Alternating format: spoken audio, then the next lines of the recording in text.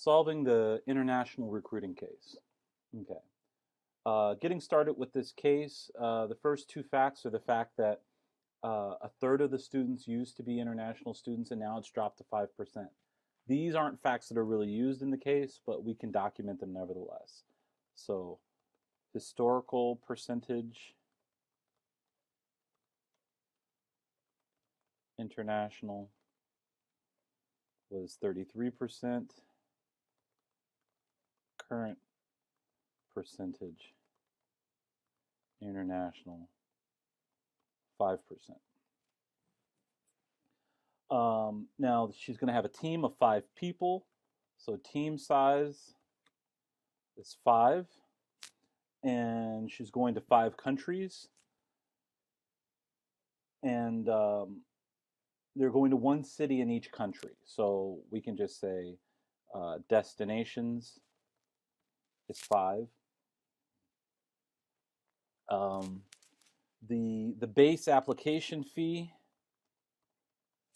is $50.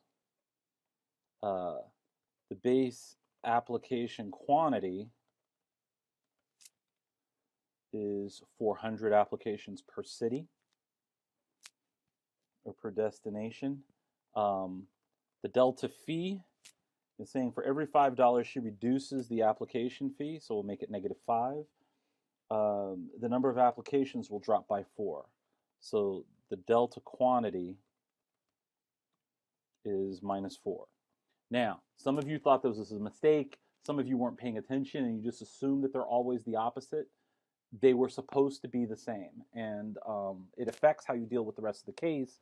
But if this is the only thing that you had wrong, it was probably still worth a 90. It means you didn't read the problem carefully, but I'm not going to take a lot off of it as long as the model was right.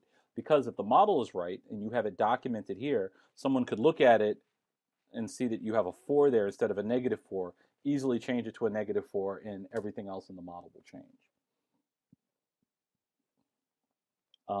The cost for air travel is $28,000. The accommodations, the hotel is $400 per night per person, and this is a 2-night stay per city. Nights per city is 2. And so we have to build a model based on this. And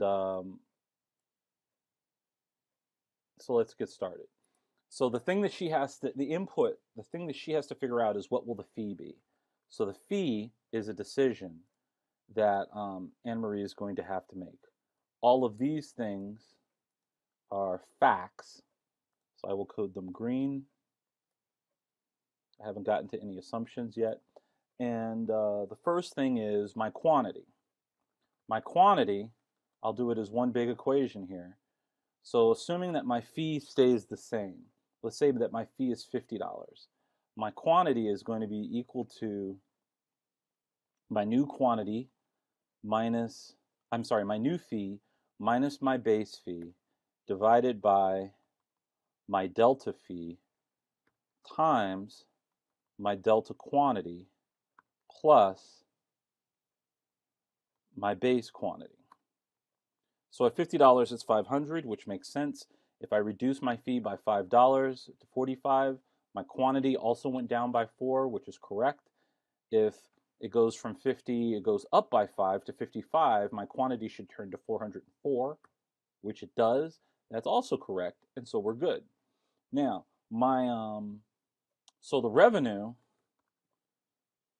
or the total application fees, so to speak, is equal to my fee times my application quantity, which is $22,000 at this quantity.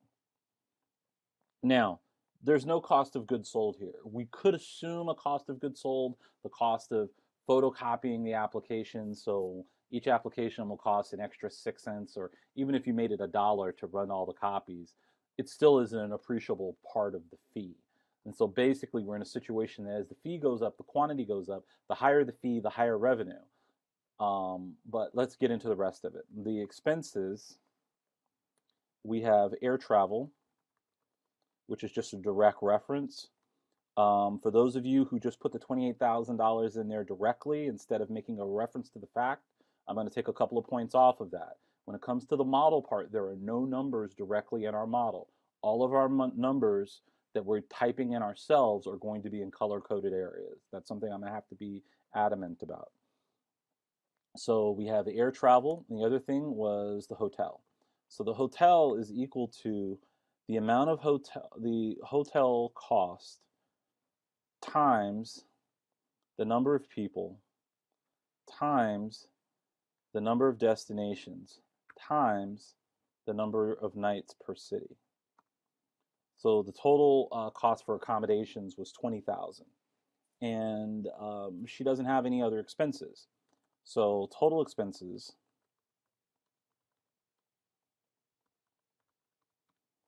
is equal to these two added together, or you could use sum, either way, so that my gross profit, so to speak, is equal to my revenue minus my total expenses. Now, if I was going to raise this to a point so that I was just breaking even, then I could go to my tools, go to Solver, and I could set my objective gross profit to the value of 0 by changing this cell, and I could run it evolutionary and hit solve.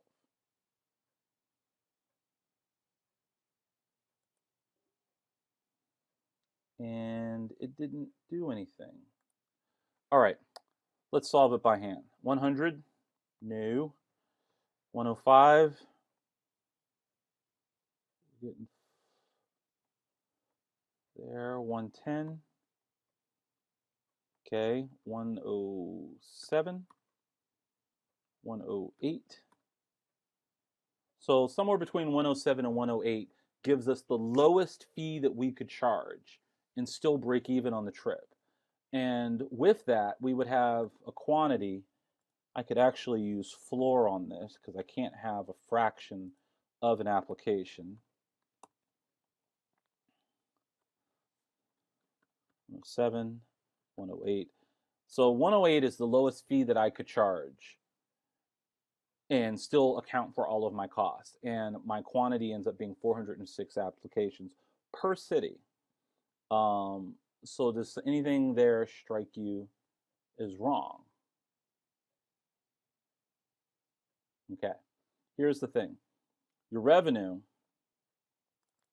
is your fee times your quantity times your destinations, because it was at that price, that's how many applications they would get per city. So what I'm going to do is I'm going to set my quantity equal to all of this times destinations. So overall, I'd have 2,200 applications, or I could just book it into my revenue. So this is my quantity per city, and for my quantity overall, it would be quantity times destinations, which gives us 2,230, and revenue, which is equal to our fee times our quantity per city, 240,000. And so if we wanted to find the lowest fee that we could charge so that we were breaking even, we can see that at $50 even we're making money. At $20, 30, 25, 26. So at $26 per application, that is the lowest amount that we could charge and still have the trip break even. But at that price, our quantity is only 1,900. At 200, the quantity goes up even higher. The way that this is, it's a non-elastic price. So in order to answer the bonus question properly, what you needed to note was that the higher the fee, the higher the quantity. So there is no optimal fee, or the optimal fee is infinity. That completes the solution for this problem.